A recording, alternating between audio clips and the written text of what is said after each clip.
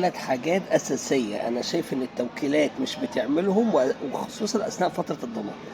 انت بتلاقي في ورقه الفحص، انت العربيه بتدخل جوه، انت ما بتدخلش اصلا معاها. العربيه لما بتطلع بتلاقي مكتوب تم المراجعه على الانوار، وتم المراجعه على الكهرباء، وتم المراجعه على السوائل، وتم المراجعه على العفشه، وتم المراجعه. خلي بالك كل ده ما بيتعملش. اللي بيتخش يتعمل هي الصيانه الاساسيه اللي هي سنتر 10000 ل 20 ل 30 وهكذا. لو في حاجه ممكن تجيب لهم فلوس ملحوظات بيقولوا لك عليها. فمن الحاجات الأساسية اللي أنت لازم المفروض تعملها إنك تشيك على العفشة بتاعت العربية من آن لآخر، بإنك ترفعها في بنزينة وتبص على حالة العفشة. أظن إحنا في فيديوهات وضحناها قبل كده إزاي نبص على حالة العفشة.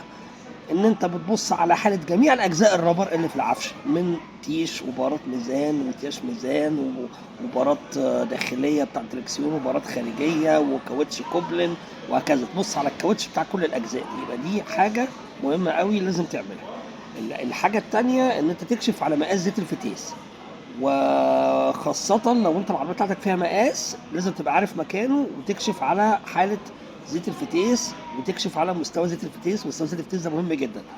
الكلام ده في العربيات اللي هي الايه الاوتوماتيك، تمام.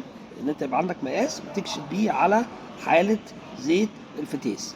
تالت حاجة هي تنظيف بوابة الهواء. لو العربية انجكشن، تنظيف البوابة بيفرق جدا جدا جدا في أداء العربية، في صيانة الحساسات، في فتح وقفل البوابة، بيفرق معاك في استهلاك البنزين، بيفرق معاك في نعومة السحب، بيفرق معاك في حاجات كتير جدا. محدش بينظف البوابة. انت في فيديوهات احنا برضو عملناها، الناس تراجع القناة والناس تراجع هنا على سواء التيك توك او اليوتيوب. تبص على فيديوهات تنظيف البوابة، ازاي تنظف البوابة. تنظيفها سهل جدا، ممكن تنظفها وهي راكبة، او ممكن مور ادفانسد بقى ان انت تفكها لو في مشكلة بقى معينة، وتنظف جميع الحساسات. دي حاجة التوكيل ما بيعملهاش، ولا في الصيانات العادية، ولا في الصيانات الدورية، ولا في اي حاجة.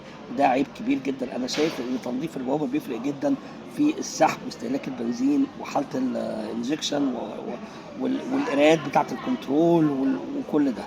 فالحاجات دي نخلي بالنا منها كويس قوي، ونحاول ان احنا نعملها. مش كل حاجة نتكل على التوكيل حتى لو العربية جديدة.